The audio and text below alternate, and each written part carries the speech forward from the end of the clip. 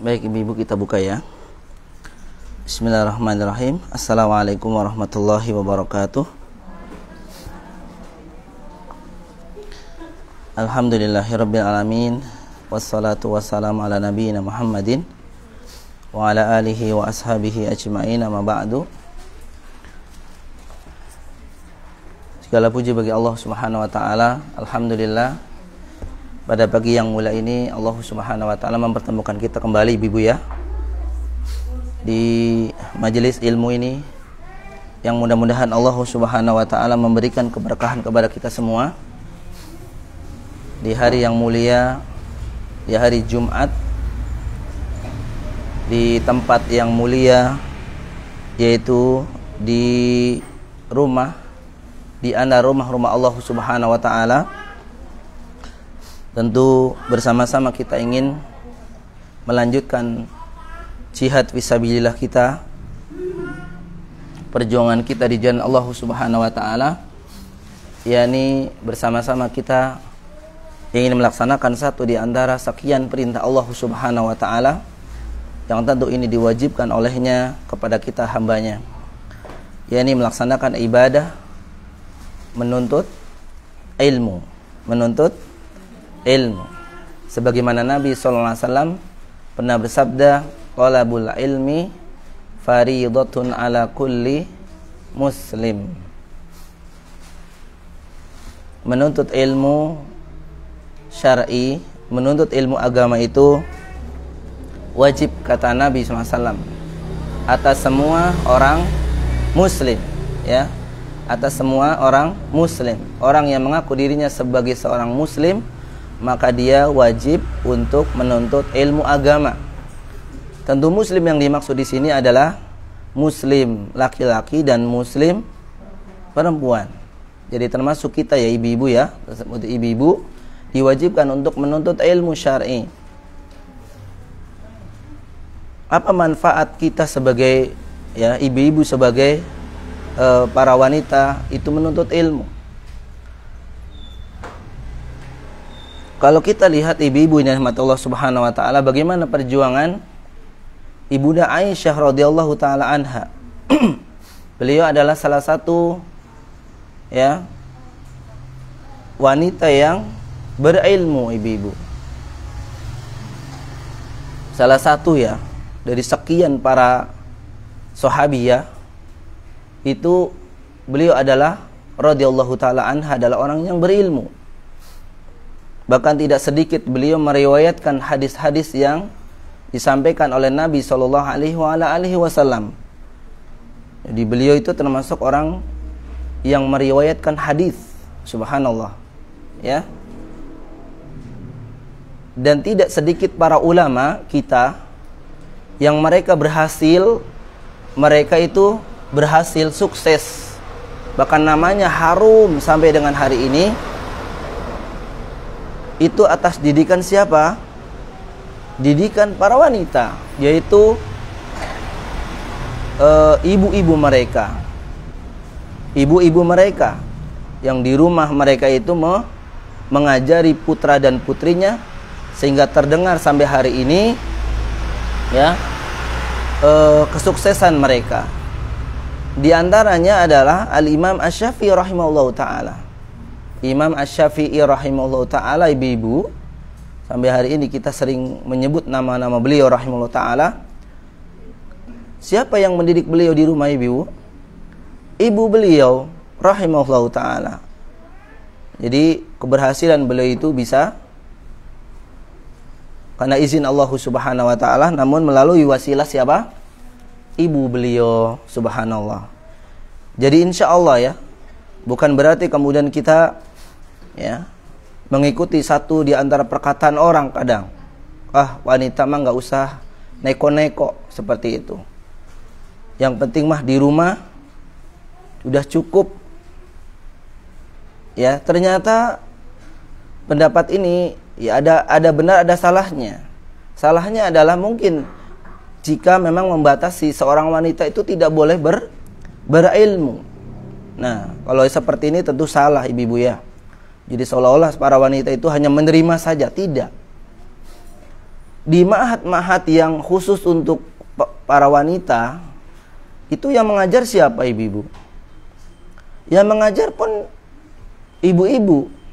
Bagaimana mungkin mereka bisa mengajar kalau mereka tidak memiliki ilmu? Ya, tidak mungkin. Maka sekali lagi ibu-ibu ini rahmat Allah Subhanahu wa taala, hadirnya kita selalu, dan saya berpesan pada diri saya dan kemudian para ibu-ibu untuk selalu meluruskan niat kita agar kita datang ke tempat ini, di tempat yang mulia ini, mudah-mudahan karena lillahi ta'ala, dan kemudian mudah-mudahan kita menjadi orang-orang yang berilmu dan kemudian mendapatkan pahala dari Allah Subhanahu wa taala. Karena satu di antara jalan menuju kemudahan kita, ya kemudahan kita menuju jannah Allah Subhanahu wa taala, yang banyak sekali orang itu meninggalkannya adalah jalan thalabul ilmi. Di mana Nabi sallallahu alaihi wasallam pernah bersabda, dan hadis ini sering ibu dengar. Beliau sallallahu alaihi wasallam bersabda, "Man salaka tariqan yaltamisu fihi ilma, sahalallahu lahu bihi tariqan ilal jannah." Atau kama qala Nabi sallallahu alaihi wa ala alihi wasallam. Barang siapa man salaka tariqan, mengadakan perjalanan keluar dari rumahnya, keluar dari tempat tinggalnya, ya, mengadakan perjalanan, apa yang mereka ingin dapatkan dalam perjalanan tersebut atau tujuannya apa? Man salaka tariqan yaltamisu fihi ilma, dengan harapan atau dengan tujuan untuk mendapatkan ilmu agama. Apa kata Nabi SAW? Sahalallahu lahu bihi, maka dengannya, dengan dia mengadakan perjalanan dengan tujuan untuk mendapatkan ilmu agama, sahalallahu lahu, maka Allah akan memudahkan mereka, memudahkannya. Apa yang dimudahkan? Sahalallahu lahu bihi tariqan ilal jannah, dimudahkan oleh Allah Subhanahu wa taala untuk memasuki surga Allah Subhanahu wa taala. Subhanallah, ibu-ibu ya. Oleh karena itu bersemangatlah ibu-ibu dan berazamlah agar kegiatan kita, program kita ini menjadi ibadah yang istiqomah, menjadi rutinitas ibadah yang istiqomah. Jangan sampai hanya memiliki, hanya sebagai daripada di rumah ngapain juga gitu, jangan. Atau sesekali kalau memang lagi mau berangkat, kalau enggak ya enggak mau. Sedangkan mungkin dia luang waktunya, dia bisa berangkat, tapi karena mungkin hati mengatakan besok lagi berangkatnya. Jangan. Justru kita harus memiliki iltizam. Apa iltizam, ibu? Tekad kuat. Dan ini salah satu dari trik ya agar kita mendapatkan atau memiliki amalan yang istiqomah. Itu adalah yang pertama apa? Iltizam. Memiliki tekad, ibu-ibu. Memiliki tekad kuat untuk memiliki amalan yang rutin. Karena segala sesuatu, ibu-ibu, hatta masalah-masalah dunia ya, ini masalah akhir yang kita bicarakan. Sampai masalah dunia pun kalau tidak punya tekad itu tidak akan apa? Tidak akan berhasil. Karena hambatan-hambatannya itu banyak sekali, ibu-ibu. Hambatannya banyak sekali, subhanallah. Ya, saya sering mengibaratkan seperti ini. Seorang suami ya, kita ya, ibu-ibu misalkan suaminya masih dinas, masih bekerja di perusahaan atau di mana saja. Di sana kan ada peraturan, ibu ya. Ada peraturan misalkan kalau shift 1, shift 2, shift 3 itu jam sekian harus sudah berada di perusahaan tersebut. Dengan cara apa? Misalnya menempelkan jari telunjuk, fingerprint ya namanya ya. Artinya apa? Di sana ada konsekuensi. Semenit saja, jangankan semenit, 1 detik saja kelewat, maka konsekuensinya 1, gajinya dikurangi, misal. 2, bisa juga misalkan bonusnya dikurangi atau bahkan tidak dapat. Subhanallah. Bagaimana kira-kira kalau ada konsekuensi seperti ini? Yakin ibu pun akan mendukung ya. Pak, buruan Pak, berangkat Pak. Takut nanti bonusnya hilang separoh. Ibu mendukung. Ya. Absennya misalkan jam 7 pagi. Jam setengah 6 habis subuh itu sudah diburu-buru oleh ibu sendiri. Kadang-kadang suaminya mah santai aja ibu ya. Ibu yang buru-buru, cepetan Pak, nanti malah bonusnya hilang nih akhir tahun. Seperti itu. tanpa azam, tanpa memiliki tekad kuat untuk sering berangkat pagi sebelum waktu yang ditentukan, itu nggak akan berhasil. Ini masalah dunia, ibu-ibu, ini mata Allah Subhanahu wa taala. Ketika ibu dagang misalkan juga memiliki target, hari ini harus habis, hari ini harus memiliki keuntungan sekian. Bagaimana iltizam ibu? Bagaimana tekad kita? Wah, nge-share-nya luar biasa ya. Per 1 menit di-share ya Bu ya. Update tinggal 5, tinggal 6, tinggal 7. Subhanallah ya. Udah mepet-mepet siang, diskon, beli 5 diskon 1. Pokoknya bagaimana ibu kita itu agar dagangan kita habis? Bukankah itu akan berhasil karena memang diawali dari tekad kuat kita? Ini masalah dunia, ibu-ibu nikmat Allah Subhanahu wa taala ya. Maka tentu dengan masalah akhirat kita harus lebih dari yang demikian itu. Dari masalah dunia harus lebih, ibu-ibu. Ya. Maka sekali lagi kita berdoa kepada Allah Subhanahu wa taala, mudah-mudahan ya rutinitas ibadah majelis ilmu ini yang kita laksanakan di setiap hari Jumat pagi ini, mari ibu-ibu kita sampaikan, kita berikan waktu untuk bisa hadir seperti itu. Ya, hanya menyempatkan waktu 1 jam, 1 jam setengah ibu kurang lebih ya. Harus bisa seperti itu. Apalagi ibu ini rahmatullah subhanahu wa ta'ala, bahasan kita ini insya Allah ya, bahasan yang muhimmah, bahasan atau materi yang penting sekali ya, yang harus kita ketahui sebagai seorang muslim dan muslimah. Masalah akidah. Dalam masalah akidah tidak boleh main-main ibu-ibu. Masalah akidah itu tidak boleh main-main, karena satu di antara ibu ya, amalan ibadah seseorang itu diterima oleh Allah Subhanahu wa taala jika memiliki akidah yang lurus, jika memiliki akidah yang benar. Jadi jangan salah ibu-ibu. Lah yang penting mah amalan banyak, untuk keyakinan mah biasa saja, tidak bisa. Ya. Karena syarat di antara diterimanya ibadah di antaranya adalah ikhlas lillahi ta'ala. Arti ikhlas ini artinya berhubungan dengan apa? Dengan akidah. Ya. Kalau mereka melaksanakan ibadah dan kemudian diniatkan kepada selain Allah, ini tentu masalah akidah, dan ini jaminannya pasti amalan itu tidak akan diterima Allah Subhanahu wa taala. Maka memang hati-hati, masalah akidah itu tidak boleh main-main. Ya. Baik. Wa insyaallah taala, dan ini pertemuan ke-5 Ibu ya. Masya Allah ya. Tak terasa kita sudah mau menginjak bulan kedua. Ya. Bab pertama sudah kita jelaskan, walhamdulillah. Yakni bab mengenai tauhid, ya, kedudukan dan hakikat tauhid. Mengenai kedudukan dan hakikat tauhid. Yang alhamdulillah kita sudah jelaskan pengertian tauhid sendiri, hakikat tauhid, kedudukan tauhid. Hakikat atau pengertian sama ya. Yakni yang disebut dengan tauhid itu adalah ibu apa? Mentauhidkan atau mengesahkan, menunggalkan Allah Subhanahu wa taala dalam ibadah kepada Allah Subhanahu wa taala. Kedudukannya sangat tinggi. Bahkan ini merupakan jaminan, tadi disebutkan, mulia tidaknya seseorang itu bisa dilihat dari akidahnya. Dilihat dari akidahnya, lurus atau tidak. Maaf ibu-ibu ya, kalau ada orang yang sampai kita pun kadang memandang atau menilai seseorang itu baik, itu biasanya dinilai dari awal apanya itu? Dari kemampuannya misalkan. Wah, si fulan ini memiliki hafalan 30 juz misalkan. Memiliki hafalan 30 juz misalkan.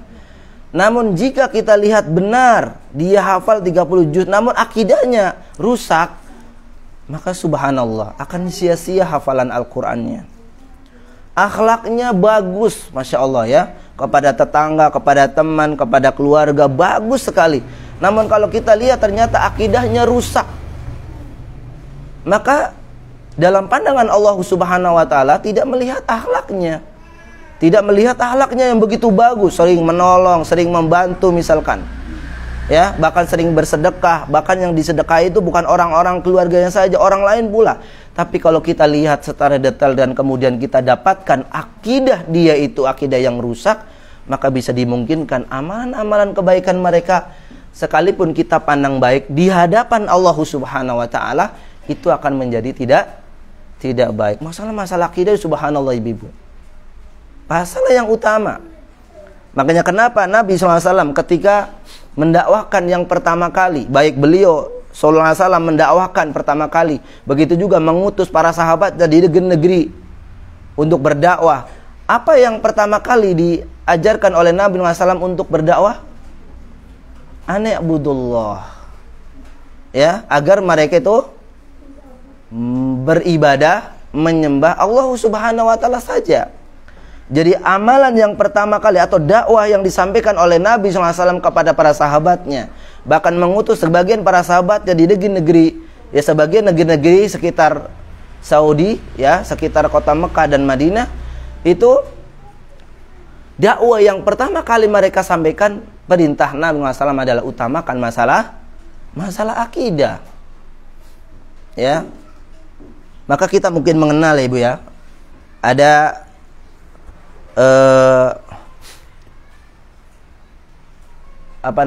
Nabi SAW berdakwah di Mekah, ada Nabi SAW berdakwah di kota Madinah. Di kota Mekah selama berapa tahun ibu-ibu? Ya, di kota Mekah itu Nabi Sallallahu Alaihi Wasallam itu berdakwah berapa tahun? Berapa tahun? Nabi SAW itu berdakwah di Madinah berapa tahun? Salah nggak apa-apa ibu. Berapa tahun di Mekah ibu? Baik, Al-Quran itu diturunkan berapa tahun? Al-Quran diturunkan oleh Allah Subhanahu wa taala selama berapa tahun? Hah? Gak apa-apa kalau salah. Berapa? 23 tahun. 23? Kenapa kita mengatakan sekitar 23 tahun? Nabi sallallahu alaihi wasallam diangkat sebagai rasul itu umur berapa? Umur 40 tahun. Beliau sallallahu alaihi wasallam itu meninggal tahun berapa tahun ke berapa? Umurnya berapa tahun? 63. 63 kurangi 40? 23 tahun. Nah, ketika Nabi diangkat oleh Allah Subhanahu wa taala sebagai rasul di umur 40 tahun, artinya beliau berdakwah kan ya? Berdakwah Nabi itu ya selama Al-Qur'an diturunkan sampai Allah Subhanahu wa taala menurunkan apa ayat? Al-yauma akmaltu lakum dinakum wa atmamtu alaikum ni'mati wa raditu lakumul Islam madinah. Seperti itu ya. Itu ayat terakhir. Artinya itu udah selesai. Allah Subhanahu wa taala menurunkan wahyu Al-Qur'an itu selesai. Jadi selama 23 tahun ibu. Ya. Jadi itu urutannya seperti itu ya. Jadi Nabi SAW meninggal umur 63 tahun. Dan pada tahun keberapa Hijriah? Ibu, berapa? 10 Hijriah ya. Kurang lebih 10 Hijriah kan? Karena ketika Nabi SAW itu hijrah ke Madinah, kota Madinah, itu beliau berumur berapa? 63 kurangi 10, 53 tahun. Jadi selama di Mekah itu beliau SAW berdakwah itu berapa tahun? 13 tahun. Muter-muter ya. Tapi sebenarnya itu kan sirah ibu ya. Sirah Nabawi ya. Subhanallah ya. Ya mungkin sebagian dari anak-anak kita pun nanti akan ada pertanyaan seperti itu. Nanti kalau ibu tanya, Bu, Nabi SAW berdakwah di Mekah berapa tahun ya? Nggak tahu saya. Di Madinah berapa? Berapa tahun? Juga nggak tahu. Umur berapa Nabi SAW hijrah? Nggak tahu juga. Al-Quran diturunkan berapa tahun? Nggak tahu juga. Ya, maka ya duduknya kita ini insya Allah ya bersama-sama. Kalau belum tahu jadi tahu seperti itu. Karena memang belajar itu adalah proses belum tahu menjadi tahu. Baik ya, ini yang sudah kita jelaskan, Masya Allah panjang lebar, bahkan sampai 4 kali pertemuan ibu-ibu ya. Ya, ini mengenai makna dari tauhid, hakikat dan kedudukan tauhid itu sendiri. Bahkan kemarin kita singgung pembagian tauhid. Pembagian tauhid. Apa saja Ibu kemarin? Rububiyah, uluhiyah dan asma wa sifat. Kalau tauhid rububiyah adalah tauhid mengesahkan Allah dalam perbuatan Allah Subhanahu wa taala. Jadi tauhid rububiyah adalah mengesahkan, menunggalkan dalam perbuatan Allah Subhanahu wa taala. Ya. Yang itu dirangkum menjadi 3. Yang pertama adalah menciptakan, kedua mengatur, yang ketiga menguasai. Yang pertama menciptakan, yang mengadakan itu siapa? Allah. Udah diadakan, diapain? Diatur. Siapa yang mengatur? Allah. Terus kemudian segala sesuatu yang udah diciptakan oleh Allah dan diatur oleh Allah, itu siapa yang menguasai? Allah Subhanahu wa taala.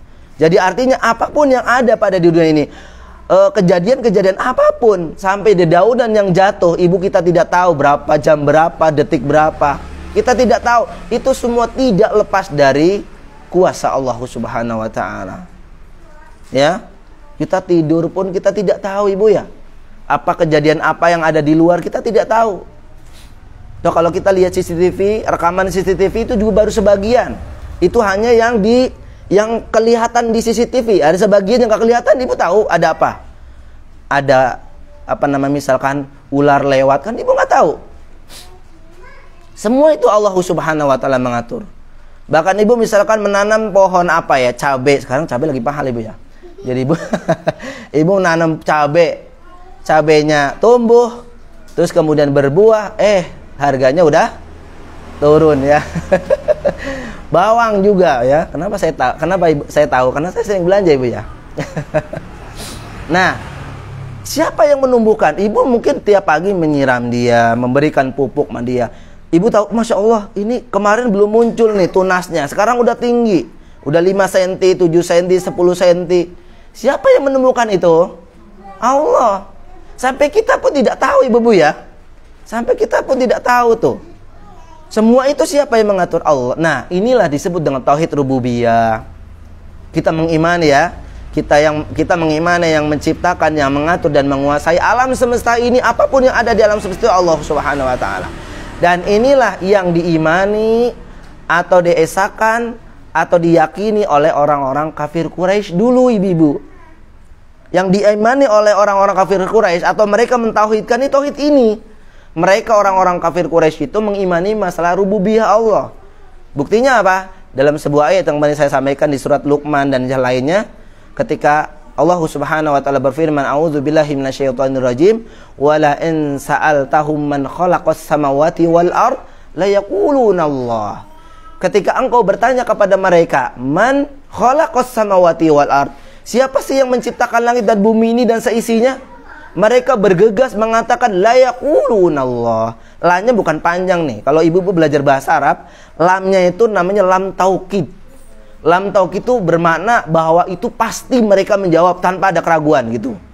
La yaquluna Allah. Mereka pasti menjawab yang menciptakan langit bumi ini dan seisinya, menciptakan, mengatur dan menguasai itu Allah. Artinya ibu-ibu, mereka pun sebenarnya sudah mentauhidkan Allah Subhanahu wa taala. Hanya saja masih sebatas rububiyah Allah Subhanahu wa taala. Maka kalau ada orang pada hari ini yang ternyata ketika ditanya, "Pak, siapa yang memberikan ikan ini?" Kok dia jawabnya bukan Allah? Berarti dia lebih sesat daripada orang-orang kafir Quraisy. Benar nggak Ibu? Karena mereka tuh masih menjawab kalau mereka itu kalau itu mereka itu ditanya siapa yang menciptakan, artinya siapa yang memberi rezeki itu, mereka jawab Allah. Pada hari ini ada yang mengatakan apa? Kalau memang ditanya, padi ini panen, siapa yang ngasih? Dia betul-betul dengan jelas menjawab apa? Bukan Allah yang dijawabnya, bukan Allah, bukan. Mungkin Ratu Pantai Selatan. Dia langsung jawab seperti itu. Ini syirik akbar jadinya. Baik, itu yang pertama tauhid rububiyah. Yang kedua tauhid uluhiyah, mentauhidkan Allah dalam masalah ibadah. Kalau masalah ibadah berarti perbuatan hamba, gitu Ibu ya. Perbuatan kita. Apa yang disebut ibadah? Sesuatu yang dikerjakan ya, tentu ini perintah Allah dengan tujuan akan mendapatkan ridho dan pahalanya. Itu namanya ibadah, Ibu. Jadi ya, kalau sesuatu ingin mengharapkan ridho Allah itu namanya ibadah. Jadi misalkan ada orang mengatakan, ini mah bukan ibadah. Sampean itu kalau melakukan ini ingin pahala nggak? Ingin. Itu namanya kalau udah tujuannya dalam mendapatkan pahala, maka ini dinamakan dengan ibadah. Maka menunggalkan Allah dalam beribadah, ya, itu adalah tauhid uluhiyah yang tidak boleh diberikan kepada selainnya. Nah, tauhid uluhiyah inilah yang tidak diyakini oleh orang-orang kafir Quraisy. Mereka tidak mau. Buktinya apa? Mereka memiliki sesembahan-sesembahan selain Allah. Mereka mungkin sebagian yang menyembah Allah Subhanahu wa taala, namun di sebagian sisi mereka pun menyembah kepada selain Allah. Jadi mereka tidak mau menunggalkan hanya Allah Subhanahu wa taala saja yang disembah, enggak mau mereka. Maka mereka kan kita kenal dengan adanya apa? Berhala-berhala mereka, Ibu. Ada namanya Lata, Uzza, Manat, Ibu ya. Bahkan di zamannya Rasul yang pertama, siapa yang Rasul pertama kemarin, Ibu?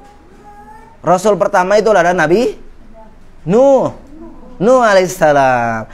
Zaman Nabi Adam, Idris, 10 kurun ini ya, walaupun yang disebutkan 2, tapi sebenarnya 10 kurun kurang lebih. Itu semua dalam mentauhidkan Allah Subhanahu wa taala. Tidak ada berhala. Namun ada berhala itu ketika pada zamannya Nabi Nuh alaihissalam, yang beliau itu umatnya diberi waktu hidupnya itu lama. Bahkan Nabi Nuh alaihissalam itu berdakwah berapa tahun? Berapa tahun Nabi Nuh alaihissalam berdakwah, ibu-ibu? 950 tahun. Ya, 950 tahun. Jadi umurnya memang lama-lama dulu ya. Umur mereka itu bisa ribuan, Bu. Namun dalam waktu kurang lebih 950 tahun, beliau ya alaihissalam, Nabi Nuh alaihissalam itu hanya mendapatkan berapa pengikut? Hanya berapa? Ada yang mengatakan 11 orang, Bu. Ada yang mengatakan 18 atau 19. Subhanallah ya. Yang beliau diberikan mukjizat apa? Bisa membuat apa? Kapal. Benar nggak? Membuat kapal ya. Karena memang azab Allah Subhanahu wa taala diturunkan kepada mereka, kepada umat Nabi Nuh alaihissalam yang tidak mau mentauhidkan Allah Subhanahu wa taala itu, didatangkan banjir banjir yang besar seperti itu, sampai istri dan putranya juga tidak mau beriman. Benar tidak? Tidak mau beriman. Ya, ketika dipanggil oleh Nuh alaihissalam sang putranya ini, ya bunayya irkam ma'ana. Tuh, sampai dipanggil seperti itu. Wahai ya bunay itu panggilan sayang banget, Bu nih. Ya. Kalau ibu manggil putra-putri ibu apa? Ya bisa misalkan dipanggil Mas gitu ya. Dipanggil AA. Ya. Tapi jangan dipanggil Tong, sini Tong. Oh, itu mah ya mungkin kalau memang itu panggilan-panggilan sayang ya bisa aja. Tapi kayaknya gimana gitu ya. Panggilnya Mas Yahya sini Mas Yahya gitu ya panggilannya. Artinya panggilan saya bunai itu artinya panggilan wahai anakku yang ku cintai. Irkam ma'ana. Irkab tulisannya irkab. Ba kemim masuk. Ini kalau dalam ilmu tajwid itu ayat gharibah ini, Bu. Ayat ba ketemu mim kok bisa masuk. Sebagian ulama tafsir mengatakan apa? Bahwa ba ketemu mim masuk itu karena saking berharapnya Nabi Nuh alaihissalam itu agar putranya itu ikut gitu loh, Bu. Jadi panggilan yang bukan main-main. Contoh gini, Bu ya. Ibu lihat anak putri ibu yang umur masih balita pegang silet. Gimana Ibu Jan? Ibu langsung gitu ya. Jangan gitu ya. Langsung bilang jangan. Ini main-main apa Ibu? Beneran. Maksudnya deh jangan pegang silet. Nanti itu ibu main-main kayak ibunya. Tapi kalau ibu lagi ngapain, melirik ke anak lagi pegang silet, gimana kira-kira Ibu reaksinya? Itulah panggilan seorang ayah. Panggilan seorang ayah kepada putranya. Siapa namanya? Siapa nama putra Nabi Nuh alaihissalam? Kan'an. Itu panggilan yang begitu. Irkam ma'ana. Wah ya bunda, irkam ma'ana. Ikut saya, ikut kami. Selamat kalian nanti, selamat engkau nanti. Itu panggilan yang begitu ini. Nah, di zaman Nabi Nuh alaihissalam itu, nanti kita juga nanti akan di bab selanjutnya akan kita jelaskan. Itu adalah pertama kali terjadinya kesyirikan. terjadinya kesyirikan itu akibat dari apa? Akibat dari, nah ini sebenarnya akan dijelaskan di bab selanjutnya, namanya hulu, berlebih-lebihan. Artinya mereka awalnya memang itu sebenarnya tidak berbuat kesyirikan, semuanya mentauhidkan Allah Subhanahu wa taala. Namun dikarenakan hulu, berlebih-lebihan terhadap orang-orang soleh, maka jasadnya atau nama-nama orang soleh itu dijadikan apa? Berhala. Siapa yang membisikkan? Syaitan. Nama-nama berhalanya siapa? Di surat Nuh ada kan? Wa qalu la tadarunna alihatakum wa la tadarunna wadda wa la suwa'a wa la yaghutsa wa ya'uq wa nasra. Ini ibu, ya. Ini nama-nama orang soleh ini, berhala mereka itu. Ya awalnya memang disuruh oleh siapa namanya? Syaitan. Makanya dibisikkan oleh syaitan tuh, ayo buat patung untuk mengenang gitu. Dibuat foto untuk mengenang saja. Awalnya begitu. Namun orang-orang yang membuat ini sudah meninggal, kemudian apa namanya, keturunan selanjutnya itu dibisikkan syaitan lagi. Karena syaitan kan matinya sampai kapan? Hari kiamat. Maka dia bisikan, itu Tuhan kamu. Akhirnya disembah. Makanya maaf sekali ibu ya, kalau ibu-ibu punya foto jangan dipajang ya. Jangan dipajang. Kenapa? Jarang kali itu bisa disembah. Oleh siapa? Nggak mungkin Ustadz, nggak mungkin. Jangan bilang nggak mungkin. Kita meninggal, syaitan belum. Ya kan ibu ya? Dibisikin kepada anak cucu kita. Tuh, itu tuh apa namanya, nenek moyangmu itu yang dulu ngasih begini-begini, akhirnya dikasih disembah. Itu bukan berarti kemudian dibeginiin gitu sembah, bukan. Kadang-kadang dimuliakan lebih daripada semestinya. Sampai foto dikasih minyak wangi, dikasih bunga setiap hari malam, apa itu digosok pakai apa, itu kan lama-lama gitu kan. Harus merawat, kalau tidak dirawat nanti saya begini. Nah, ada ketakutan sendiri. Ini namanya menyembah lama-lama. Baik ya ibu-ibu rahmat Allah Subhanahu wa taala. Kemudian yang ketiga, tauhid asma wa sifat. Artinya kita meyakini ibu-ibu bahwa Allah Subhanahu wa taala memiliki kesempurnaan yang mutlak terhadap nama-nama dan sifat-sifatnya. Dan tidak ada, kita meyakini tidak ada yang serupa dengan Allah Subhanahu wa taala. Walaupun mungkin sebagian dari makhluk Allah Subhanahu wa taala yang Allah ciptakan itu memiliki sifat tersebut. Kemarin saya sampaikan, Allah memiliki sifat Al-Basir. Apa artinya Al-Basir? Melihat. Ibu mengatakan, aku juga lihat Ustadz. Tapi melihatnya kita dengan Allah tidak sama. Laisa kamislihi syai'un. Tidak ada yang sama, tidak. Terus kemarin saya sampaikan ya, melihatnya kita melihat aja udah dalam jarak waktu, jalan jarak tertentu itu udah kabur tuh. Apalagi kita sudah umurnya ya, kalau sudah di atas 40 itu udah, ini harus disambung matanya ibu ya. Iya. Iya kan? Apalagi ibu melihat, coba sekarang saya tantang ibu nih. Ibu tahu nggak yang ada di rumah ibu? Misalkan putra-putri ibu lagi ngapain? Ibu kan mungkin meninggalkan anak, putra-putri lagi di rumah. Awalnya sih nonton TV Ustadz. Saya tanya, apakah masih nonton TV? Nggak tahu kita. Kita nggak bisa terawang. Coba saya mau terawang Ustadz ya, rumah saya ya. Itu kalau begitu ceritanya ibu dukun. Ibu dukun, dan tidak mungkin juga ibu bisa melihat kecuali atas bantuan siapa? Syaitan, jin. Nanti ranahnya nanti ke sana ya. Artinya ibu-ibu, kita bisa melihat tapi tidak seperti maha melihatnya Allah Subhanahu wa taala. Seperti itu. Kita mendengar, Allah maha mendengar, tapi mendengarnya kita berbeda dengan maha mendengarnya Allah Subhanahu wa taala. Kita mungkin di sini mendengar suara mobil, motor lewat saja atau mendengarkan suara saya. Selainnya enggak kedengeran. Ya. Mungkin yang sebelah sana pun lagi ngapain kita tidak tahu, ngomong apa, nggak tahu. Itulah mendengarnya kita terbatas, ibu-ibu dan Allah Subhanahu wa taala. Maka dengan tauhid asma wa sifat, artinya kita harus meyakini, mentauhidkan Allah, meyakini bahwa Allah memiliki kesempurnaan nama-nama dan sifat-sifatnya secara mutlak, ya, dengan keagungannya tanpa menyamakan atau membedakan dengan sifat-sifat yang mungkin dimiliki oleh sebagian makhluk Allah Subhanahu wa taala. Ini sudah yang kita bahas di pertemuan sebelum-sebelumnya, yaitu pertemuan pertama, kedua, ketiga, dan keempat. Dan hari ini insyaallah ta'ala kita lanjut di bab yang kedua, ibu-ibu dan Allah Subhanahu wa taala, yakni judulnya adalah Fadlu Tauhid.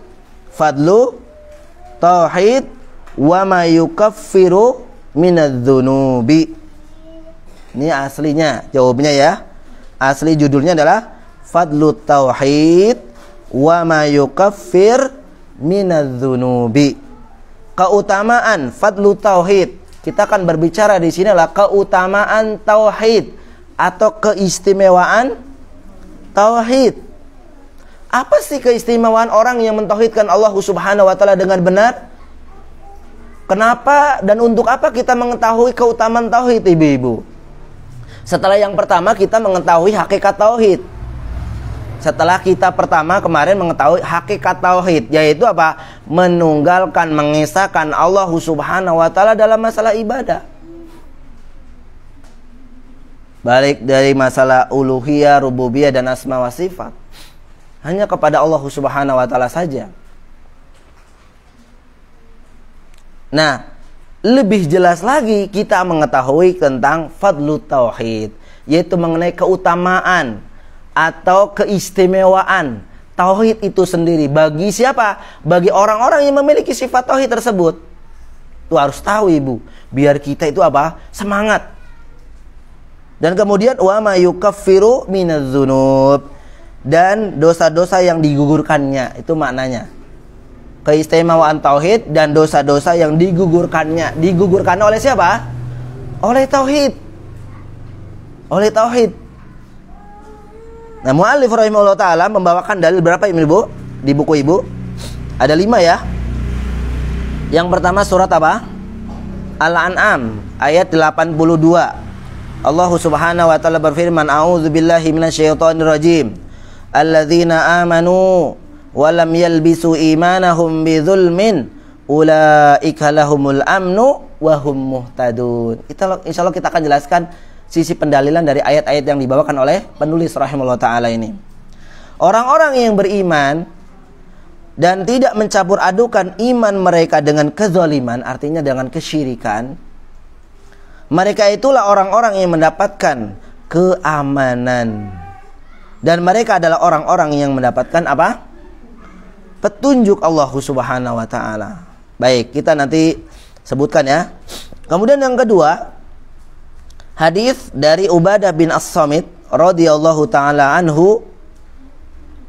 Beliau menuturkan bahwa Rasulullah sallallahu alaihi wasallam bersabda, "Man syahida an la ilaha illallah wahdahu la syarikalah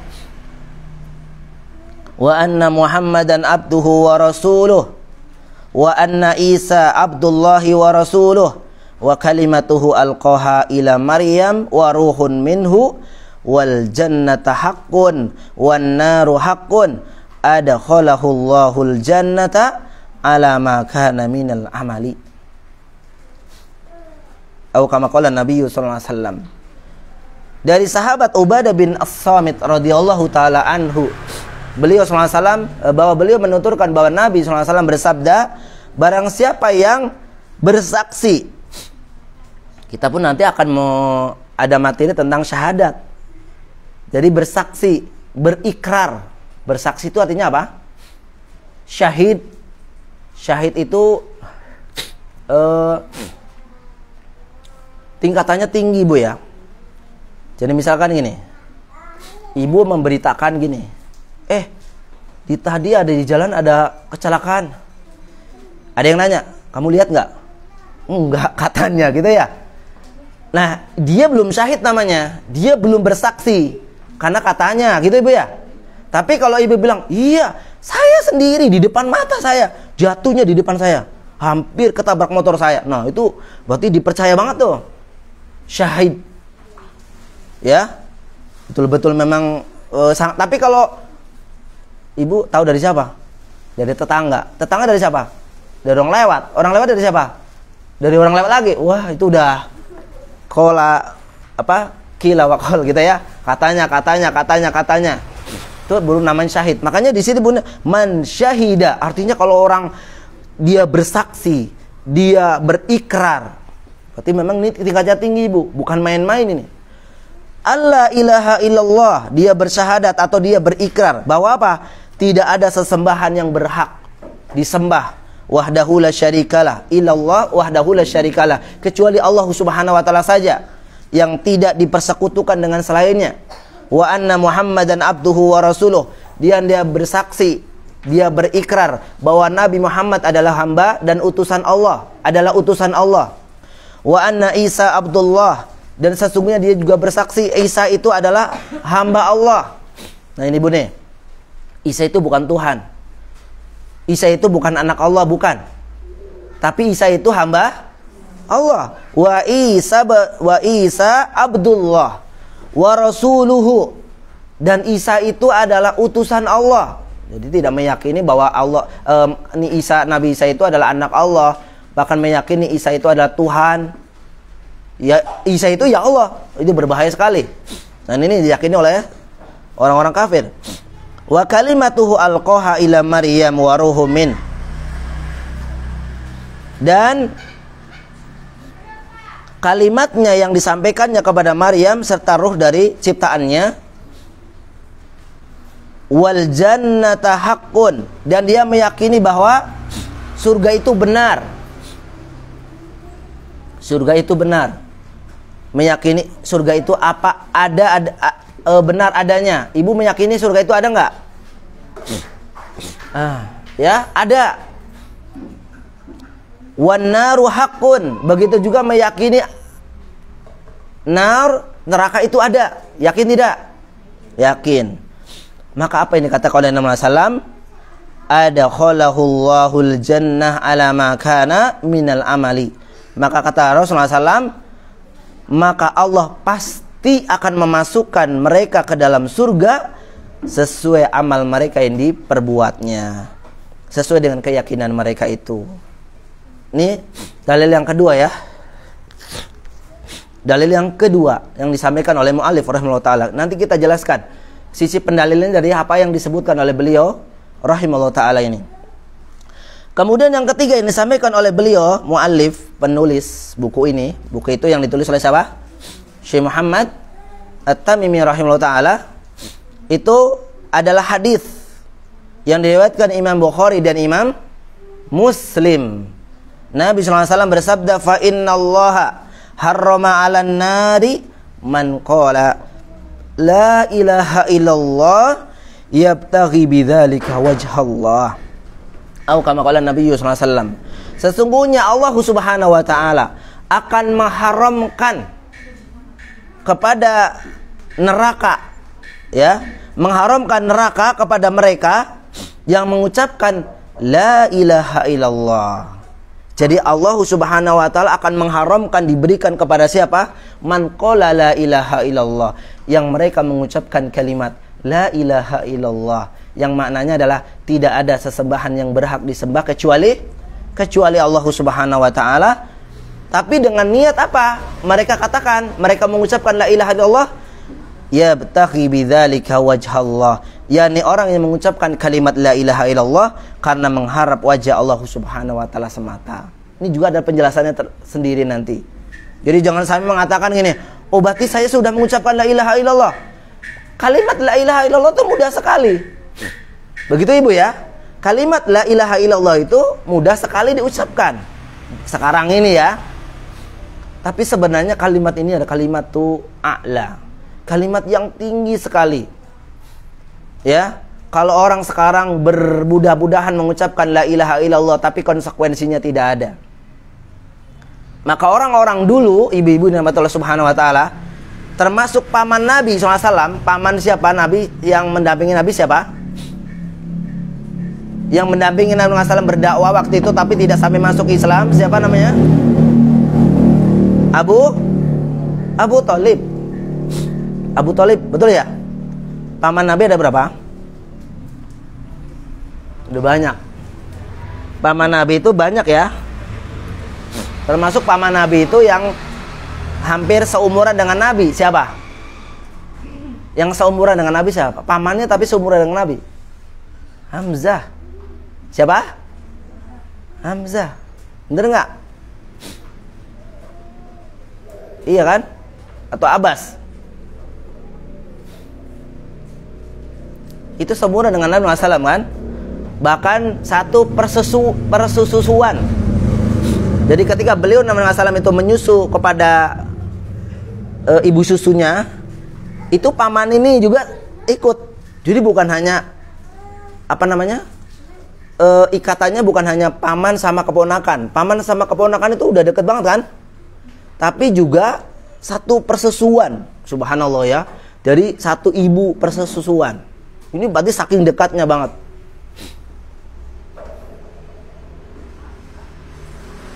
Nah, paman Nabi SAW yang dinamakan yang bernama Abu Thalib, ini kan ketika sakaratul maut ibu, itu kan nanti kita juga akan ada ini sebenarnya. Kan di samping kanannya Nabi SAW, di samping kirinya Abu Jahal dan siapa? Siapa? Satu lagi. Tokoh Quraisy juga. Ya, jadi sebelah kanannya Nabi mengatakan, "Ya ammi, qul la ilaha illallah." Tuh. Nabi mengatakan, "Wahai ya ammi, wahai pamanku, qul la ilaha illallah." Nah, ini talqin. Mentalkin, "Wahai pamanku, ucapkan la ilaha illallah." Yang dengan kalimat ini akan menjadi penguat. Nanti di akhirat itu akan diberikan pertolongan. Tapi kata sebelahnya nih, kata siapa? Abu Jahal dan temennya ini, tokoh Quraisy ini. Yang satu lagi ini masuk Islam ibu. Yang bukan Abu Jahal, satu lagi. Saya lupa namanya siapa ya. Itu masuk Islam. Pamannya sama Abu Jahal justru nggak masuk Islam. Justru yang satu ini, yang temannya Abu Jahal waktu itu masih kafir, yang mengatakan apa? "Wahai Abu Thalib, apakah engkau itu membenci agama nenek moyangmu?" Artinya jangan mengucapkan la ilaha illallah. Diulangi lagi oleh Nabi, "Ya ammi, qul la ilaha illallah." Wahai pamanku, ucapkan la ilaha illallah. Sampai 3 kali ibu. Yang pada akhirnya Abu Thalib itu mati dalam keadaan tidak mentauhidkan Allah Subhanahu wa taala. Falyudzubillah. Sekarang pertanyaannya, kenapa Abu Thalib itu tidak mengucapkan kalimat itu? Wah, Abu Thalib gak bisa bahasa Arab. Itu la ilaha illallah bahasa apa sih? Bahasa Arab ibu ya. Kemudian apakah memang Abu Thalib gak bisa ngomong la ilaha illallah? Itu bahasa dia. Kenapa gak mau? Apakah misalkan Abu Thalib gak tahu maknanya? Justru itu kenapa Abu Thalib tidak mengucapkan, karena tahu maknanya. Berbeda dengan kita ibu ya. Berbeda dengan kita mengucapkan la ilaha illallah tapi tidak tahu maknanya. Kalau Abu Thalib kenapa tidak mau? Kenapa dia nggak mau? Justru nggak mau karena dia tahu. Kenapa? Kalau saya mengucapkan itu konsekuensinya ini, gitu loh. Itulah orang-orang kafir Quraisy yang tidak mau masuk Islam itu, mereka tidak mengucapkan kalimat la ilaha illallah ibu. Dikarenakan apa? Mereka itu tahu, paham dengan kalimat itu. Mereka nggak mau. Kenapa? Konsekuensi dari mengucapkan la ilaha illallah, kita akan bahas insya Allah nanti juga. Artinya dia hanya menjadikan satu sesembahan itu hanya Allah saja. Mereka nggak mau. Loh, mereka punya Lata, Uzza, Hubal, Manat dan seterusnya. Nggak mau. Tuh ibu. Nah makanya disebut di sini. Fa inna Allah harrama 'alan nar man qala la ilaha illallah yabtaghi bidzalika wajhallah. Yaitu Allah Subhanahu wa taala akan mengharamkan bagi orang-orang mengharamkan bagi dia itu neraka bagi orang-orang yang mengucapkan kalimat la ilaha illallah, tapi bukan hanya mengucapkan saja ternyata. Tapi ucapannya apa? Yabtaghi bidzalika wajhallah, karena ikhlas mengharap wajah Allah Subhanahu wa taala. Tentu yang disebut dengan ikhlas mengharap wajah Allah adalah mengetahui maknanya dan melaksanakan konsekuensi dari kalimat la ilaha illallah. Dan inilah yang tidak dimaui oleh sebagian orang-orang kafir Quraisy yang tidak diberikan hidayah Allah Subhanahu wa taala. Tuh ibu ya. Ini dalil yang ketiga, tapi selebihnya nanti kita akan bahas insyaallah. Kemudian dalil yang keempat yang disebutkan oleh muallif rahimahullah taala adalah hadis yang diriwayatkan Abu Sa'id Al-Khudri radhiyallahu taala anhu. bahwa Rasulullah sallallahu alaihi wasallam bersabda, qala Musa, ya Rabbi, 'allimni syai'an adzkuruka wa ad'uka bihi. Qala qul ya Musa la ilaha illallah. Qala ya Rabbi, kullu ibadika yaquluna hadha. Qala ya Musa law anna as-samawati as-sab'a wa amirahunna ghairi wal ardina as-sab'a fi kaffatin wala la ilaha illallah fi kaffatin malat bihinna la ilaha illallah. Nih ibu-ibu yang rahmat Allah Subhanahu wa taala.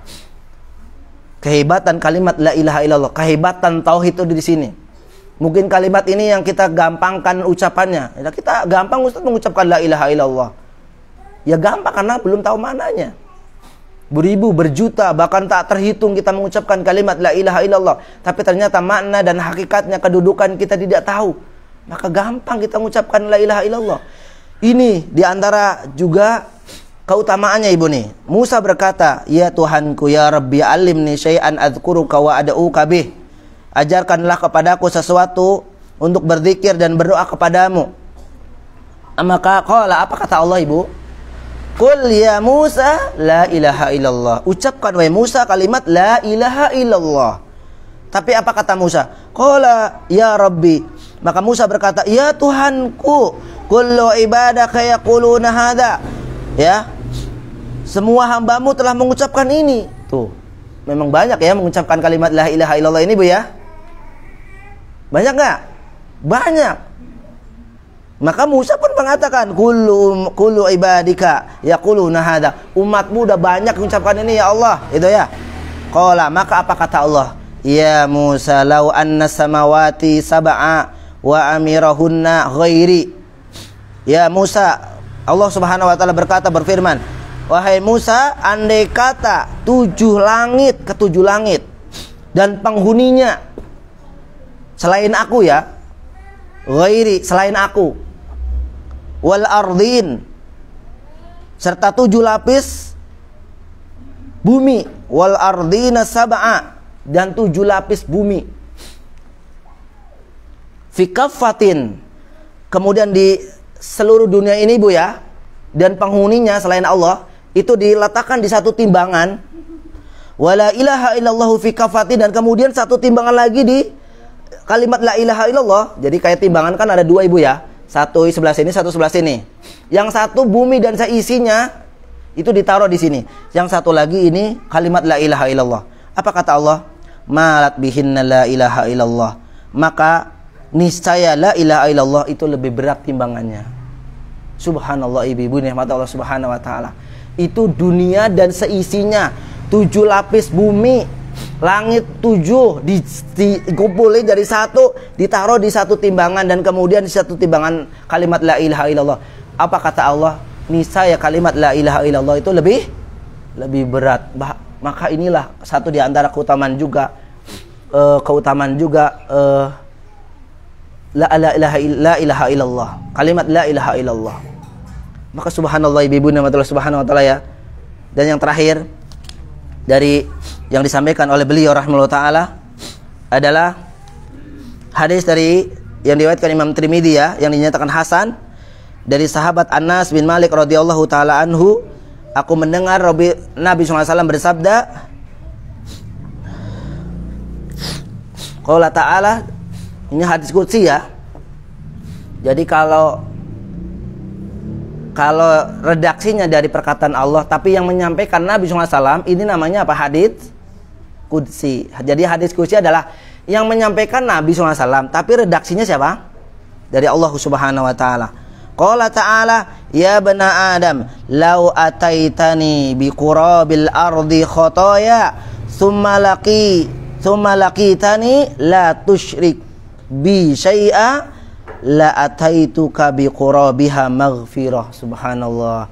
Ini satu di antara pula ibu-ibu tentang keutamaan orang yang mentauhidkan Allah Subhanahu wa taala. Yani apa? Qala ta'ala, Allah Subhanahu wa taala berfirman, ya bana Adam, wahai anak Adam, lau ataitani biqurabil ard khotoya, jika kalian seorang hamba itu ya berjumpa dengan Allah Subhanahu wa taala dengan membawa dosa seluruh dunia ini, seluruh langit bumi ini, Seluruh jagat ini, Ibu. Dosanya bukan main-main ini ya. Dosanya itu sejagat ini. Ya Allah. Dosanya sejagat ini. Tsumma laqitani la tusyrik bi syai'a. Namun dosa yang tidak dibawa satu, yaitu mereka tidak berbuat kesyirikan. Jadi artinya gini, ini orang mentauhidkan Allah, ibu-ibu ya, tapi dia berbuat dosa yang lain, tapi dosanya bukan dosa syirik.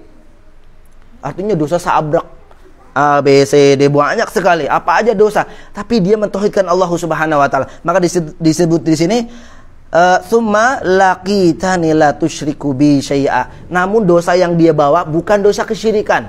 Apa kata Allah Subhanahu wa taala? La ataituka bi qurabiha maghfirah. Maka niscaya Allah pun akan memberikan kepadamu ampunan seluruh jagat ini. Tapi dengan catatan tidak berbuat syirik ya. Oleh karena itu lawan dari tauhid ini, kesyirikan itu adalah bapak nenek moyangnya dosa, ibu-ibu, yang tidak boleh diberikan kepada selain Allah. Ya, mentauhidkan Allah tidak boleh diberikan kepada selain Allah. Tapi kok dia berikan kepada selain Allah? Ini hak Allah, jangan diambil. Maka kenapa marahnya Allah itu sangat. Nih, saya kasih gambaran ya. Ini sebenarnya jauh, ibu ya, ngasih gambar. Sebenarnya biasanya saya ngasih gambaran ke bapak-bapak nih. Kasih gambaran ini mudah-mudahan ini gambaran saja, bukan membandingkan. Bahkan ini jauh sekali. Saya sering ngomong sama bapak-bapak gini, Pak, Allah Subhanahu wa taala memiliki hak. Allah Subhanahu wa taala memiliki hak terhadap hambanya yang tidak boleh diberikan kepada selainnya. Artinya ini kewajiban hamba yang tidak boleh diberikan kepada selainnya. Yang jika diberikan kepada selainnya, Allah tuh marah, bukan marah yang main-main. Berbuat kesyirikan itu bukan main-main dosanya. Di surat apa? Banyak. Di mana surat Al-Bayyinah misalkan ya. Allah Subhanahu wa taala berfirman, "Innal ladzina kafaru min ahlil kitabi wal musyrikina." Tempatnya mana? Fi nari jahannama. Apa yang mereka di sana? Khalidina fiha. Ulaika hum syarrul bariyah. Selama-lamanya di dalamnya, dan mereka adalah termasuk seburuk-buruk makhluk. Kenapa kok sedemikian rupa, sedemikian ini dahsyatnya hukuman bagi orang yang berbuat kesyirikan yang tidak bertaubat sampai dia meninggal? Kenapa, ibu? Karena hak Allah ini, ibu, yang tidak boleh diberikan kepada selainnya. Nah, kembali, saya biasanya memberikan analogi aja ya buat bapak-bapak. Pak atau ibu dah, istri bapak itu hak siapa? Serempak bapak bilang, itu hak saya, Ustaz. Hak siapa? Hak suami. Boleh diberikan kepada selainnya? Saya bilang gitu ya. Boleh diberikan kepada selainnya, Pak? Parang bisa keluar kan? Begitu, ibu ya. Kalau suami yang bertanggung jawab itu enggak.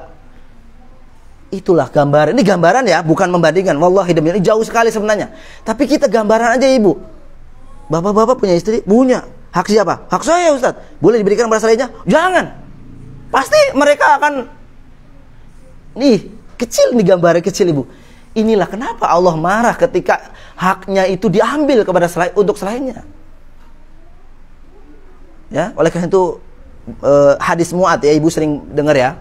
Ketika Mu'ad bin Jabal itu membonceng Nabi SAW, ketika Nabi SAW bersabda, "Ya Mu'ad, atadri ma haqqallahu 'alal ibad wa ma haqqal ibadi 'ala Allah?" Wahai Mu'ad, kau tahu tidak apa hak Allah pada hamba dan apa hak hamba kepada Allah?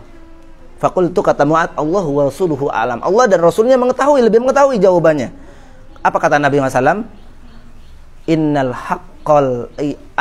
haqqallah 'alal ibad an ya'buduhu wa la yusyriku bihi syai'a. Jelas sekali nih. Hak Allah kepada seluruh hambanya adalah diibadahi dan jangan berbuat kesyirikan dengan selainnya. Tuh, titik nih, Bu nih, Masya Allah. Gak boleh, ibu, memberikan ibadah kepada selain Allah. Tidak boleh. Bagaimana marahnya Allah Subhanahu wa ta'ala sampai akan menghukum orang-orang yang berbuat kesyirikan ketika mereka belum bertobat sampai dengan meninggal dunia. Allah itu bukti marah. Maka memang a'dzamuz dzunub, sebesar-besar dosa itu adalah kesyirikan. Wa ma haqqal ibadi Allah. Apa hak hamba kepada Allah? Allah yu'adziba man la yusyrik bihi syai'a wa kama qala wasallam. Maka hak hamba kita kepada Allah maka tidak akan diazab, tidak akan dimasukkan ke dalam neraka bagi siapapun yang tidak berbuat kesyirikan kepada Allah Subhanahu wa taala. Maka Mu'adz senang banget ketika mendengar ini. Ya. Mu'adz mendengar kalimat ini senang banget, maka mengatakan afala ubasyiru bihin nas ya Rasulullah. Ya Rasulullah, bolehkah saya menyampaikan ini kabar gembira kepada manusia? Apa kata Nabi? Fala tubasyiru bihin nas fayattaqilu aqwa qala Nabi sallallahu alaihi wasallam. Jangan Mu'adz, jangan disampaikan kabar ini karena jangan sampai nanti para hamba itu fayattaqilu, mereka itu berserah diri. Artinya gini, yang penting enggak syirik, enggak ibadah enggak apa-apa. Begitu ya. Enggak usah sholat, enggak usah ini, enggak usah ini, enggak usah ini, tapi kemudian tidak, yang penting enggak berbuat syirik. Enggak boleh begitu juga. Karena kita masuk surga Allah Subhanahu wa taala itu karena amal apa karena rahmat? Karena rahmat, kasih sayang Allah Subhanahu wa taala. Rahmat Allah, kasih sayang Allah didapat dari mana? Dari kita menjalankan ibadah. Ibu kalau ada anak, "Dek, beliin cabai," nurut. "Dek, tolong ambilin ini," nurut. Kalau nurut kan ibu sayang banget tuh. Tapi kalau, "Dek, ini tanggung Bu," ini udah satu tuh. Terus kemudian, "Dek, ambilin ini," ibu yang dekat ambil anak sendiri. Ya Allah ya, ini udah mulai begitu. Sayang nggak kira-kira sama anak itu? Pokoknya ambil sapu lidi itu gua. Ya Allah akan sayang kepada hambanya kalau hambanya itu nurut. Masya Allah ya. Baik. Allah Subhanahu wa taala akan mendatangkan ampunan seluruh jagat ini pula ibu-ibu subhanallah. Artinya orang yang bertauhid itu memiliki keutamaan banyak. Ini kalimat apa dalil-dalil yang disebutkan oleh mu'allif rahimallahu taala. Ya. Jadi penjelasannya seperti ini ibu. Bab ini, bab kedua ini ibu nikmat Allah Subhanahu wa taala itu ada kaitannya dengan bab yang pertama. Ada kaitannya dengan bab yang pertama. Bab yang pertama. Ibu nggak ada tisu ya? Ada kaitannya dengan bab yang pertama. Ya. Bab yang pertama dijelaskan tentang apa kemarin? Kewajiban tauhid, kewajiban bertauhid.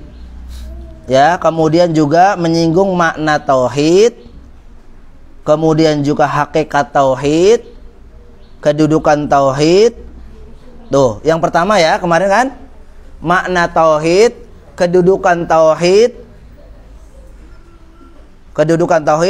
hakikat tauhid.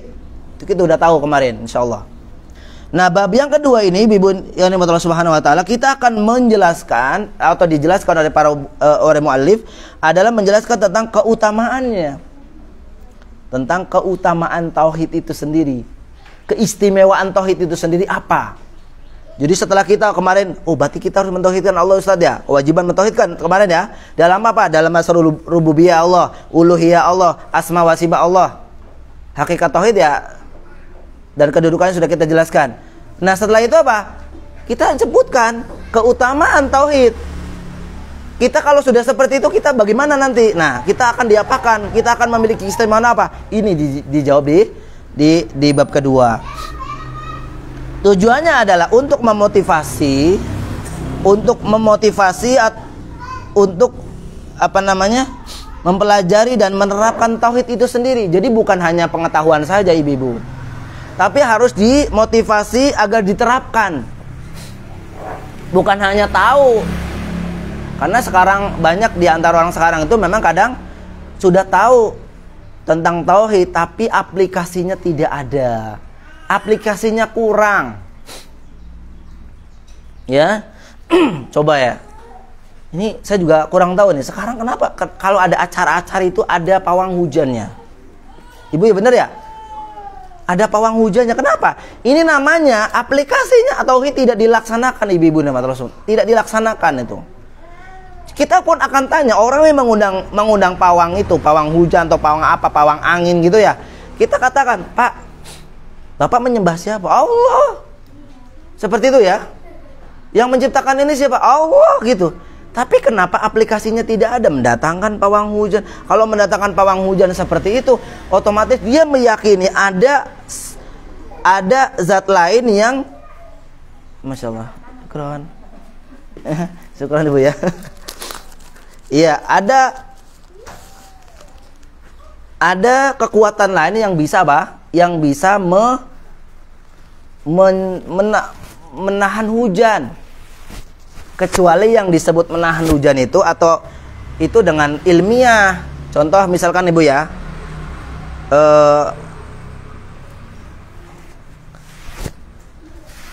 kalau ada apa namanya itu, cahaya pemecah apa? Awan, bener nggak Bu? Kan biasanya kalau Ibu lihat tuh ada cahaya ke atas tuh, itu tujuannya untuk apa tuh? Itu biasanya cahaya dari atas bawah tuh. Kalau maaf ya, ada konser musik biasanya ya. Kalau itu bilang itu biasanya ada no apa namanya, sinar ke atas gede tuh. Itu tujuannya apa? Itu kan untuk mencairkan awan itu Bu. Jadi awan yang mendung di atas itu pecah biar ini nggak jadi hujan gitu ya. Kalau seperti ini gimana ya? Itu kalau memang ilmiah seperti itu, Allah tidak mengapa. Ada usaha seperti itu. Tapi kalau apa namanya, cabai yang merah di ini, terus bawang yang 5 mahal tuh, 3 aja deh, biasanya 7, 3 masukin. Terus ada apa lagi? Jagung. Terus taruh di depan rumah. Terus tambah apa namanya, kelapa muda itu ya. Tambahin bendera itu ya. Terus kemudian apa namanya, batang kolor hijau atau apa betul? Terus itu. Asyai kalau seperti ini tidak mungkin kalau tidak ada ada yang mensyaratkan seperti ini. Yang syaratnya siapa? Jinnya. Tambah lagi nanti apa namanya, daging ayam yang hitam 7 dipotong di malam hari setelah jam 00. Itu persyaratan. Tambah lagi dengan bunga 7 rupa. Pusing kita nanti nyari-nyari Bu. Ya seperti itu ya. Itu namanya sudah berbau kesyirikan. Kita tegur, kita kasih nasihat, ini berbau kesyirikan. Enggak, kita juga menyembah sama Allah, mengharap sama Allah. Tapi persyaratannya ini bukan persyaratan dari Allah. Makanya nanti ada misalkan ruqyah ya, ruqyah, ada ruqyah. Ibu pernah di ruqyah apa? Ibu pernah ruqyah? Kan ada ruqyah. Di ruqyah tapi sediain ayam 7. Terus bulunya yang kebalik. Ibu pusing banget ya. Nanti disembelihnya jam sekian. Darahnya jangan sampai jatuh ke tanah. Terus bulunya jangan sampai jatuh ke tanah. Gagal kalau jatuh ke tanah. Terus apa lagi? Nah macam-macam. Dikasih minyak wangi dan seterusnya. Itu persyaratan-persyaratan pasti yang diminta oleh jin Ibu. Nah itu namanya kesyirikan. Nah intinya ibu-ibu, di bab kedua ini kita akan mengetahui keutamaan agar memotivasi untuk mempelajari dan menerapkan tauhid. Karena sangat berat ibu-ibu. Pada zaman ini sekarang ini untuk menerapkan tauhid, subhanallah. Bahkan tantangannya bukan hanya tantangan dari apa namanya, orang lain, dari keluarga. Begitu Ibu ya. Dari keluarga juga, apalagi keluarga ya, kadang-kadang aduh, nggak enak seperti ini. Dan ini sepertinya Masya Allah ya, kecerdasan, menunjukkan kecerdasan muallif rahimahullah ta'ala. Karena beliau setelah menjelaskan tentang kewajiban bertauhid, hakikat tauhid, kedudukan tauhid, makna dari tauhid, dan kemudian setelahnya menjelaskan tentang keutamaannya. Subhanallah, khair Ibu ya. Karena banyak orang yang paham, karena banyak orang yang paham tentang keutamaan tauhid, tapi ternyata dia tidak paham tentang hakikat tauhid. Ada nggak? Bukan ada, banyak orang yang paham tentang keutamaan tauhid. Keutamaan tauhid misalkan itu tadi diantara yang sering kita sebut nih Bu, yang sering Ibu sering dengar itu adalah keutamaan tauhid kan, man akhiru kalamihi la ilaha illallah dakhalal jannah. Bener nggak? Barang siapa, barang siapa yang akhir hidupnya mengucapkan apa? Kalimat la ilaha illallah, dia akan dimasukkan surga. Yang ini kan ini dalil sahih Bu ya. Ini yang sering kita dengar. Akhirnya apa? Akhirnya dia banyak mengucapkan la ilaha illallah. Karena dimanai secara teks. Barang siapa, maksudnya gini, dimaknai secara teks saja, walaupun secara teks juga iya kan mengucapkan la ilaha illallah di akhirnya. Tapi biasanya orang-orang mengucapkan la ilaha illallah di akhirnya itu karena keyakinan dia, Ibu. Jadi maaf ya, orang yang jarang mengucapkan la ilaha illallah di masa hidupnya, walaupun ketika sehat nggak jarang mengucapkan la ilaha illallah, ketika akhir hidupnya susah, Ibu. Karena apa? Ketika sakaratul maut, ibu nama Allah Subhanahu wa taala, itu adalah masa-masa yang mencekam. Masa-masa yang betul-betul kritis. Orang yang dimudahkan oleh Allah akan mengucapkan la ilaha illallah. Tapi orang yang nggak pernah mengucapkan la ilaha illallah, paham juga enggak, apalagi mengamalkannya, susah, Ibu, susah. Tapi ada tuh Ustadz di sinetron. Ibu ya, Ibu kan sinetron la ilaha illallah. Itu masih sinetron. Mukanya masih merah belia gitu ya. Iya. Makanya saya sering ngomong gini. Ibu sering mentalkin, apa pernah mentalkin? Ibu kan mentalkin, saya biasa dulu ya. Kalau ngasih tentang apa namanya? Daurah tentang janais itu. Termasuk masalah talkin itu kan kita jelaskan. Talkin itu artinya apa sih? Talkin itu artinya membimbing, ya. Talkin itu artinya memandu atau membimbing. Jadi misalkan ibu kita atau siapa saja, bapak, Pak, yuk ucapkan la ilaha illallah. Ayo ucapkan, Pak, la ilaha illallah. Illallah. Nah, alhamdulillah mengucapkan kan? Terus lagi, Pak, ayo ucapkan la ilaha illallah. Diucapkan lagi la ilaha illallah. Illallah. Ayo, Pak, ucapkan lagi la ilaha illallah. Justru apakah cara mentalkin seperti ini? Ayo, Ibu. Apakah cara mentalkin seperti ini? Karena Ibu memiliki apa namanya? Keyakinan yang tadi, man akhiru kalamihi la ilaha illallah dakhalal jannah. Yang dimaksud itu tuh bukan kayak gitu, Ibu-ibu. Jadi mentalkin itu seperti ini nih. Pak, ucapkan la ilaha illallah yuk. Saya bimbing. La ilaha illallah. Illallah. Udah mengucapkan, diamkan dia. Diamkan dia. Makanya orang yang sedang sakaratul maut jangan diberisikin. Jangan banyak orang yang sering nengok. Yang satu saja, anaknya atau siapa yang nungguin. Sampai dia mengatakan, aduh sakit. Talkin lagi. La ilaha illallah. La ilaha illallah. Diamkan lagi. Jam 8 pagi tuh. Sampai zuhur jam 1 siang. Ya, udah nggak ada ternyata. Nah, apakah itu dikatakan man akhiru? Nah, itu dia. Jadi yang disebut kalam akhir itu adalah ilaha illallah itu bukan berarti la ilaha illallah sinetron. Itu tuh. Itu ilmu dari sinetron, Ibu. Makanya maksa. Ya Allah, demi Allah, ibu aja kalau lagi bangun tidur supaya mengucapkan la ilaha illallah susah sekali. Itu orang sakaratul maut tuh lagi, masya Allah, Ibu, lagi susah, lagi apa namanya, lagi susah, napasnya lagi dipaksa oleh ibu seperti itu. Makanya ada yang mengatakan, udah jangan panjang-panjang kalimat Allah, Allah, begitu ya. Nah, ini tambah salah lagi. Allah apa? Ini nasi nakiro jadinya. Allah apa? Allah jelek, Allah buruk, faliyadzubillah, bukan. Makanya jangan ditambah-tambahin, bukan Allah, Allah bukan. Tapi la ilaha illallah, ucapan diemin dulu. Makanya jangan gantian. Biarin ibu yang nungguin. Makanya ketika kita takziah ya, takziah itu kan sebenarnya memberikan kabar, memberikan sokongan ya. Orang-orang yang lagi sakaratul maut itu jangan banyak ngobrol. Jangan banyak canda, ketawa ketiwi, jangan. Atau mengomentari siapa? Si mayit, nggak boleh. Karena di situ banyak malaikat yang bisa mengamini. Nggak boleh seperti itu. Iya. Apalagi ibu nggak tahu tentang siapa ini udah meninggal atau belum, ya kan? Kadang nggak tahu. Ya, saya pernah datang malam-malam lagi ya, setengah 10-an. Ada yang sakaratul maut itu. Saya datang lagi dibacain lah, biasa baca Al-Quran gitu. Saya datang, memang kadang kala kita tidak tahu ya tentang bagaimana udah meninggal. Kan Ini Ibu ya, kaki itu Ibu begini kakinya ya. Kalau ada meninggal kan biasanya dia memanjang begini. Ya, karena ini copot kan ininya kan, sendinya kan. Terus kemudian juga maaf, matanya biasanya melalap ke atas. Terus kemudian juga ya dingin. Ini udah dingin.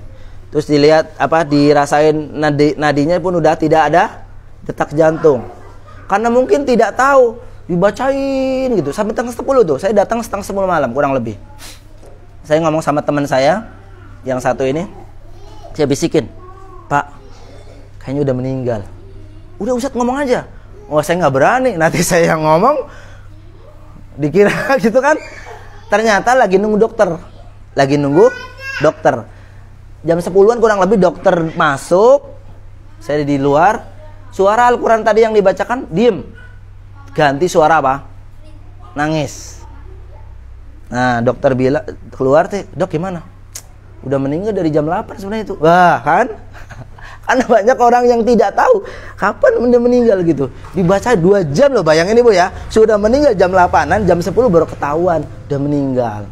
Udah baca Al-Quran, udah begini. Barangkali malah lupa talqin itu. Kan berbahaya. Insya Allah itu ya. Kita harus mengetahui bagaimana ininya. Jadi sekali lagi, banyak orang yang paham tentang keutamaannya paham, keutamaan tauhid seperti ini, tapi dia tidak paham tentang hakikat tauhid. Maka apa yang terjadi Ibu? Banyak orang semangat berzikir mengucapkan la ilaha illallah, bener nggak? Oh iya banyak. Kenapa? Keutamanya banyak. Itu tadi keutamaan A, B, C termasuk yang ada di sini. Mereka semangat berzikir mengucapkan la ilaha illallah berjuta, berjuta bahkan tak terhitung. Namun ternyata dia masih terjerumus dalam kesyirikan. Kenapa? Karena tidak tahu hakikat tauhid. Ini yang sekarang ada ibu-ibu. Makanya sekarang ini, kenapa Abu Lahab, ya, Abu Thalib, Abu Jahal, ya, dan paman-pamannya yang lain itu tidak, paman-paman yang lain yang kafir ya, itu tidak mau mengucapkan kalimat la ilaha illallah. Bukan mereka tidak tahu maknanya ibu-ibu, bukan. Bukan tidak tahu hakikatnya, bukan tahu, nggak tahu bahasa Arab. Lah gimana itu bahasa mereka? Bahasa mereka bukan itu, bahasa harian mereka. Kenapa mereka tidak mau mengucapkan la ilaha illallah? Karena mereka paham dengan hakikat kalimat tersebut. Nah, berbeda dengan sekarang, banyak mengucapkan tapi tidak tahu hakikatnya. Akhirnya apa? Kosong. Ucapan-ucapan itu kosong. Ya, ucapan-ucapan itu kosong, tidak memiliki bobot. Jangan sampai kita demikian ibu-ibu rahmatullah subhanahu wa ta'ala. Ya.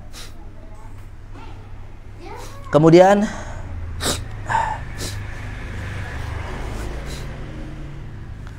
judulnya ini Fadlu Tauhid wa ma yukaffiru minadz-dzunub. Ini ada 2 penafsiran. Huruf ma, Fadlu Tauhid wa ma, keutamaan atau keistimewaan tauhid. Wa ma itu kan dimaknai tadi apa kalau di ibu? Dosa-dosa yang diampuni karenanya. Ma di sini maknanya adalah mausulah. Mausulah itu mausul ya. Sambung, kata sambung. Yang mananya alladzi, betul kan? Kata sambung, mananya adalah alladzi. Sehingga judul Fadlu Tauhid walladzi yukaffiruhu minadz-dzunub. Artinya keutamaan tauhid dan dosa-dosa yang digugurkan oleh tauhid. Itu makna yang pertama, bisa diartikan seperti itu. Tapi makna yang kedua, ma di sini adalah masdariyah. Kalau ibu belajar bahasa Arab pasti tahu. Sehingga maknanya Fadlu Tauhid wa takfiruhu dzunub. Keutamaan tauhid dan tauhid menggugurkan dosa-dosa. Dan tauhid menggugurkan dosa-dosa. Jadi seperti ini, makna yang lebih mendekati ini sepertinya makna yang kedua, yaitu apa? Fadlu tauhid wa takfiruhu dzunub, yaitu keutamaan tauhid atau keistimewaan tauhid dan tauhid menggugurkan dosa-dosa. Yang kedua ini lebih utama sepertinya kata pensyarah ini ya. Karena kalau dibawa kepada makna yang pertama bisa jadi ada prasangkaan, ada dzon bahwa ada dosa-dosa yang tidak digugurkan oleh tauhid. Padahal tauhid bisa menggugurkan seluruh dosa, termasuk dosa kesyirikan. Jadi kalau orang berbuat kesyirikan kemudian taubat, dia mentauhidkan Allah, maka dosa itu akan diampuni. Jadi kalau maknanya itu satu, nomor satu maksudnya keutamaan tauhid dan dosa-dosa yang digugurkan oleh tauhid, artinya kayaknya ada dosa-dosa yang tidak diampuni, karena dosa yang diampuni cuma ini gitu. Makanya yang judul yang paling bagus adalah judul yang kedua, yaitu keutamaan tauhid dan tauhid menggugurkan dosa-dosa.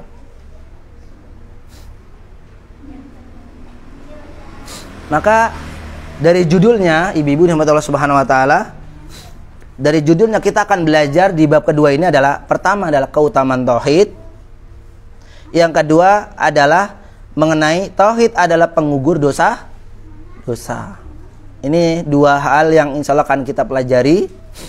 Namun Masya Allah ya, tak terasa ibu-ibu bisa lihat jam, ternyata sudah mau jam 10 ya. Kalau semangat ibu-ibu gak dikit-dikit lihat jam ya. Artinya ibu-ibu kita belum bisa melanjutkan. Wah, insya Allah apa keutamaannya tauhid menggugurkan dosa-dosa, penjelasan seperti apa kita akan jelaskan di pertemuan akan datang insya Allah ta'ala ya. Dan sekali lagi saya bersyukur kepada Allah Subhanahu wa taala ya, pada hari ini kita bisa kumpul untuk bersama-sama membahas satu permasalahan yang subhanallah luar biasa. Dan jangan sampai di pertemuan akan datang, kalau tidak tanpa udzur, jangan sampai kelewat ibu-ibu ya. Baik, sebelum kita tutup ibu-ibu, kalau ada pertanyaan monggo. Kalau ada bentuknya tulisan nggak apa-apa, atau pertanyaannya kalau memang di luar tema juga tidak mengapa, tapi diutamain yang satu tema.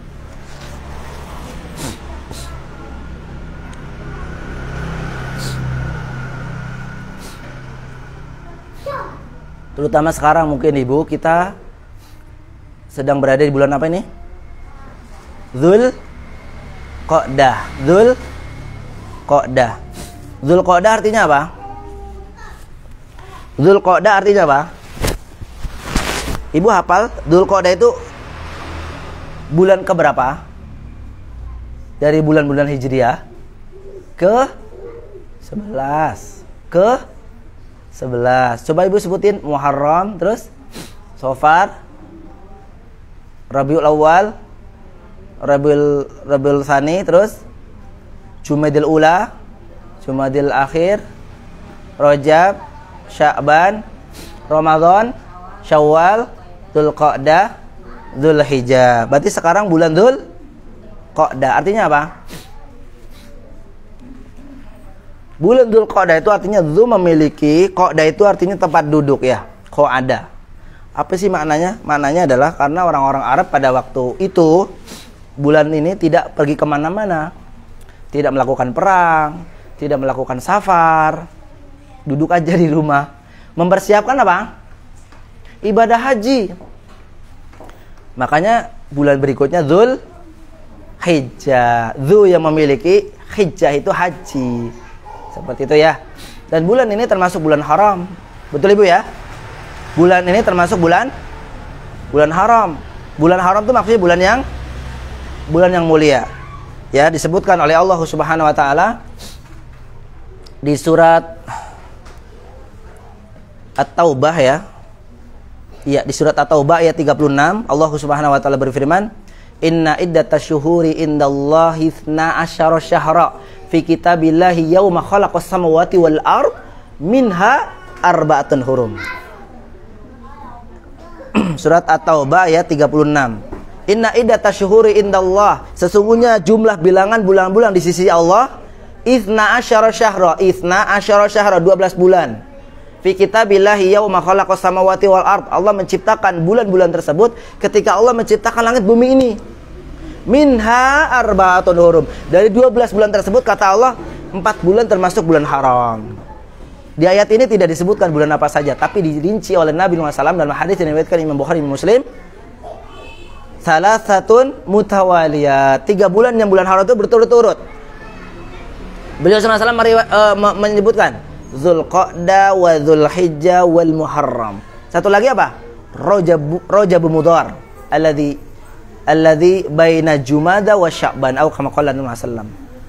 Yaitu yang tempat itu bulan Sya'ban yang terletak di antara bulan Jumadal akhir maksudnya ya. Dan yang kedua apa? Sya'ban. Wallahu a'lam bishawab. Ada pertanyaan Ibu? Tidak ada ya? Baik, kalau tidak ada berarti sudah paham semua. Dan mudah-mudahan apa yang saya sampaikan ini memang semua dipahami ya. Dan saya mohon maaf kalau bahasa-bahasa kita belum ada yang belum dipahami. Tapi insya Allah berkembangnya ini akan mudah-mudahan dimudahkan oleh Allah Subhanahu Wa Taala. Baik, sampai di sini ibu-ibu ini rahmat Allah Subhanahu Wa Taala. Mudah-mudahan sekali lagi pertemuan ini ada pertemuan yang bermanfaat bagi kita. Dan kita akan lanjut di pertemuan akan datang. Kita akhiri dengan doa penutup majelis. Subhanakallahumma wa bihamdika asyhadu an la ilaha illa anta astaghfiruka wa atubu ilaik. Assalamualaikum warahmatullahi wabarakatuh.